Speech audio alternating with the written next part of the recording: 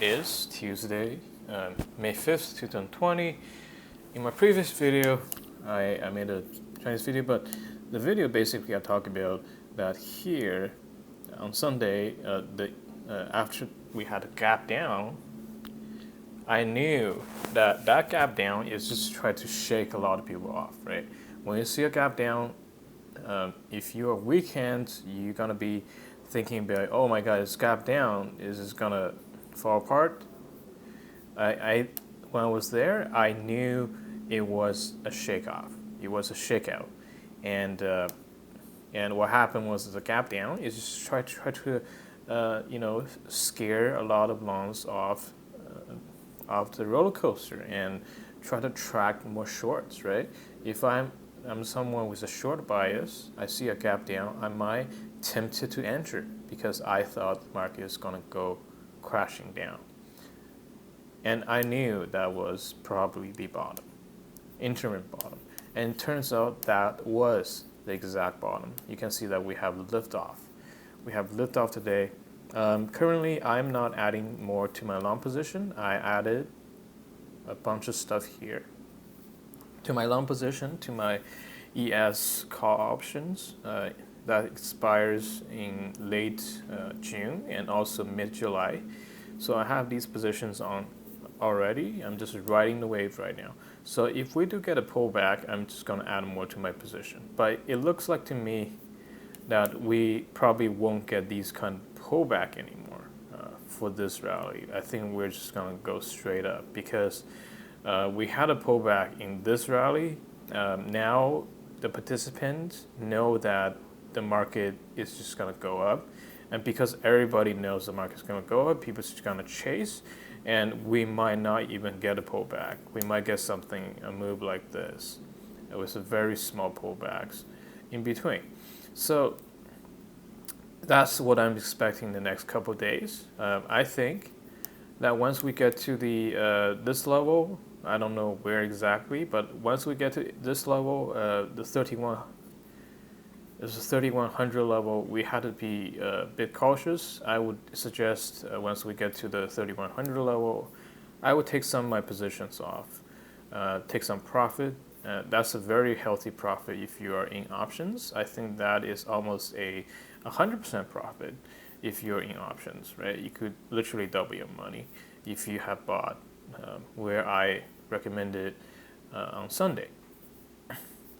So that's it. And right now the market is just not doing much, to be honest.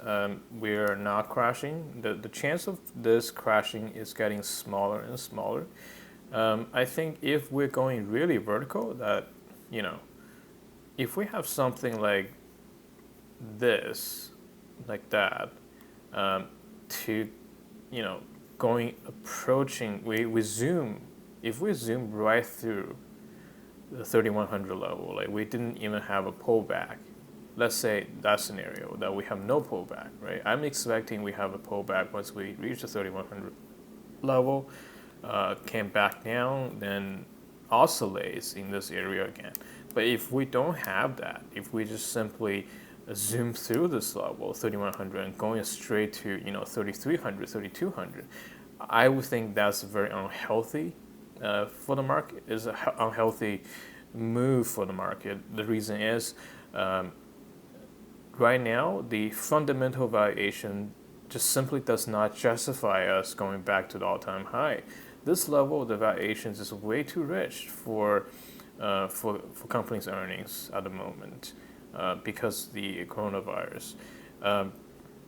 So I don't think if the market goes to 3,300, 3,400 all-time high, that is a very, very bearish sign. Actually, it's not a bullish sign. I mean, the move is very bullish, but once we get to that level, my option's gonna print, obviously, but I wouldn't really, be bearish at that level. And with this kind of move, I wouldn't be bearish if we move something like this. So I would be very bearish if we're going vertical. But if we move like this, going back and forth, and that is something I'm looking for in the next couple months, actually. But this kind of move that going straight back to all-time high is absolutely something that um, that's going to lead to a crash. But I am more inclined towards that the market is just going to oscillate for the next couple months because just so much liquidity on the sideline, and also due to the fundamental doesn't really warrant the market to go back to the all-time high. So the fundamental is not there for the market to go back to all-time high, and the market is irrational in the short term, but it's not irrational enough to bring itself to, in my opinion, to a crazy all-time high in this situation. So I would say the market is just going to oscillate. It's going to be a very difficult market to trade in, to be honest, because the market oscillates and there's no defined direction. Because there's no defined direction, if in a very oscillating market, you really don't have much edge because the randomness in the market, right? The noisiness of the market, in that sense. So I would just stay out of the market. I think that once we reach this level, I am going to cut a lot of my position. Not cut, take profit of my long positions once we reach the 3100 level. Maybe it's going to continue to go up, but hey, if it goes up, God bless you. Okay, that's not my money, that's your money. You can take it whatever you want, but I am taking what belongs to me, which is my profit before my price target. I'm not a pig. I don't want a big pig. I tried to be a pig when I first started out. Didn't work really well for me, unfortunately. So I just take whatever that is mine. And if you want to take the higher risk, if you think the market can go up forever, well, just take yours. Go bet on it. But if you keep betting on low probability events in the market, in the long run, it's just gonna go bust. That's what's going to happen to you. So my high probability trade would be something taking some profit off around 3100 level. Okay. And what else can I say? What else can I say today? Not really much. The economy, I think a lot of in North America. I live in North America.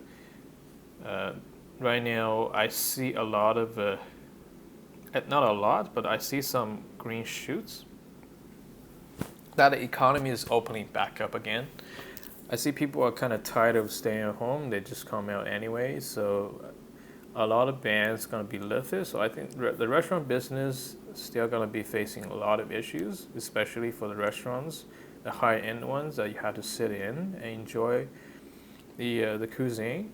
But for lower-end restaurants, I don't think the business is too much affected, especially for the restaurants are quite emphasized on takeouts, right? Like Popeyes, KFC, all these fast food restaurants, they're doing just fine.